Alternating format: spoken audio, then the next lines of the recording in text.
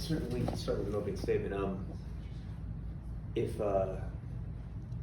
If we had sat here a year ago in this room and right about a year ago, and you had told us that not only would our first year head coach win a conference championship and a share of the regular season championship, but also make it to the second round of the NCAA tournament in what anyone would only describe as thrilling fashion, I think we probably all would have signed up for it right then and there, no matter what the cost of it was, right?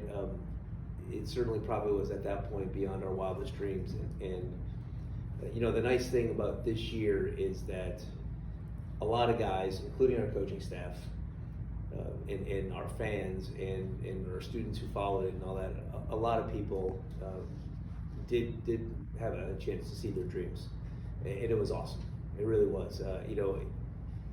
It certainly, the thing for me, certainly that was the most fun to watch was the growth of our team, the way the team grew together, the way the coaching staff grew together, the way individual players who a year ago right now, if we had said that they would have such an impact, all of you would have laughed at me at that point.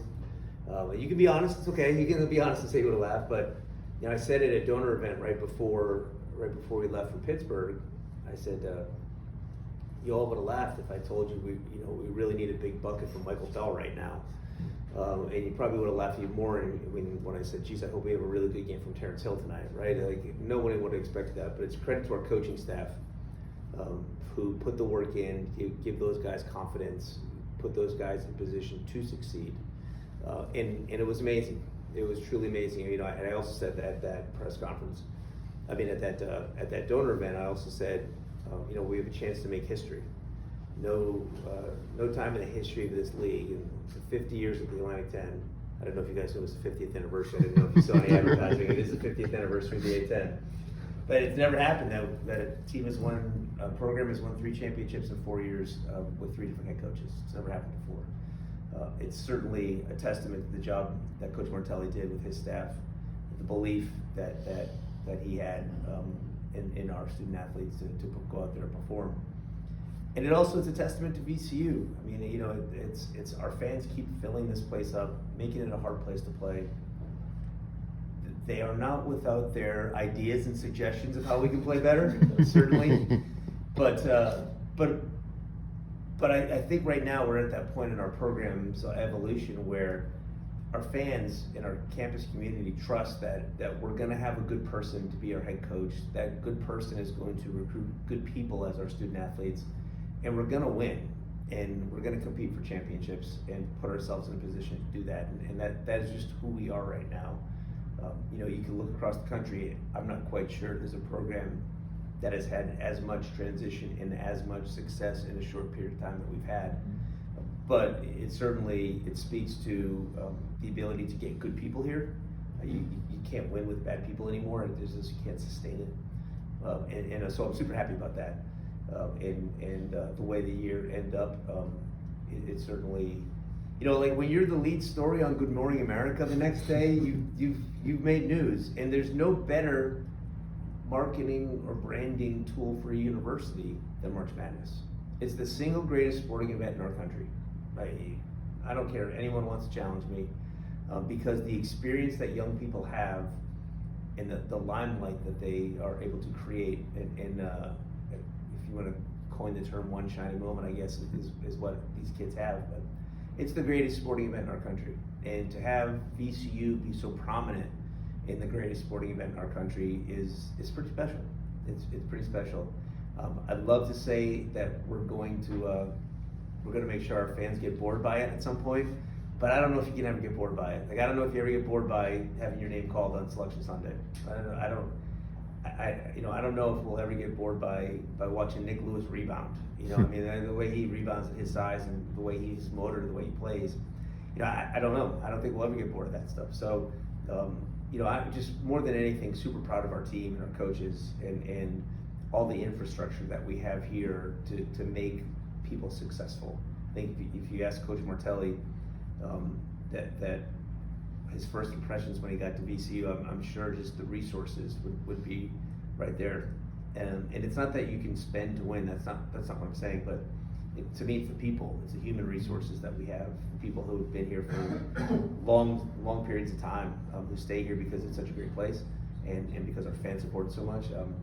That's what makes VCU special. So I'm super proud of Philip and the job he's done, and looking forward to see what the encore is from this year.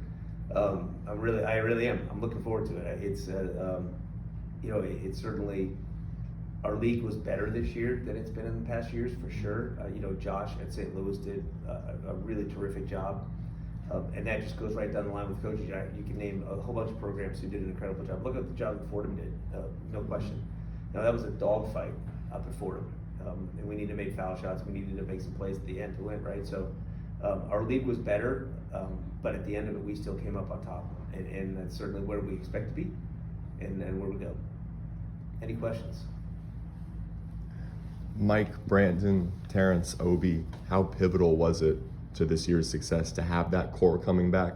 And what are the things from an administrative standpoint you can do to enable player retention like that? Yeah, the player retention was critically important. Much the same as it was a couple of years ago when Coach Odom took over and we kept Zeb and we kept a few of the other guys. I thought was really important. The character piece was really important part of it. Whether it was Mike B or T Hill or Brandon or Obi or whatever. I mean, just to retain guys who understood what it was like to be around the building every day, who understood what the expectation was every day. They lifted the tide for everybody else. Brandon Jennings he's just obviously he makes winning play after winning play after winning play, but his character is one of those things that sets him apart as a young man. And to keep him, I thought it was critically important because it gave Philip a chance to really kind of to build off of what we already had here and put his stamp on it. The other piece is the people who are here, whether it's Coach Roos or Jay Wall or Sophia or Mac, the people who have stayed here, who have really supported the program in those ways. That part of the transition was super important too.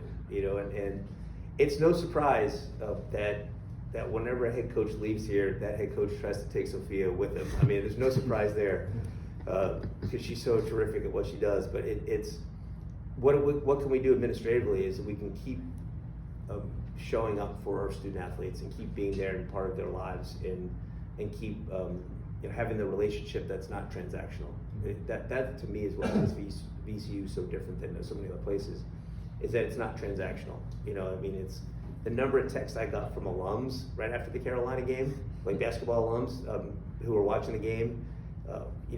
Some of them were watching overseas at whatever it was, 3 o'clock in the morning or whatever it was they're watching. So those relationships aren't fake. Those relationships only happen when you really invest in people and you invest your time in the people. And I think that's what was critically important administratively for us to do. When we have a transition like that, the best thing we can do is wrap our arms around these guys and tell them that this is still a place for you, and who we are and what we do and our why, that never changes, and it never will as long as I'm here. You mentioned investing, so I guess if you're asking for a portal number, I'm not the right guy. I'm not asking for a portal number, but just I guess administration-wise, what will be the investment to kind of keep VCU at or near the top of the A10 as far as roster discussion? I think you probably saw a lot of comments on the national broadcast last night of what teams allegedly are paying for NIL. The only place people are more dishonest in basketball than NIL is scheduling. When they really want to play you until the last minute, right? Then the dishonesty comes right out. So it's hard because I think, Sean, if you asked that question 3 weeks ago, I would have told you a number that's probably not accurate now, right? Because the market moves so much for good players. But we are lucky here that our university is invested in it, and from Dr. Rao on down, everyone wants to make sure we have the tools, whatever that number needs to look like, so we can give Coach Martelli and his staff the resources that will compete as a top 25 program. And what that top 25 program number looks like is where we will be. What do you think of the choice of Dan Lubowitz as the A10 commissioner for the short-term and long-term future? Yeah, he's terrific. I mean, I've spoken to Dan a bunch since the announcement was made. Dan's got really good energy. I think he will be a guy who wants to be bold, but not walk into the room and break all the china, if that makes sense, right? I mean, I think you probably have to have a blend of bold character and some civility with it as well in order to find a way to get things done. It's, our league is complicated. We have a bunch of schools who are small privates and small private Catholics, and we have some larger state schools, and there are different levels of funding, right? But I think what Dan will hope to do really quickly in my conversations with him, he'll look to really cast a vision of where the A10 can be. We're not far off.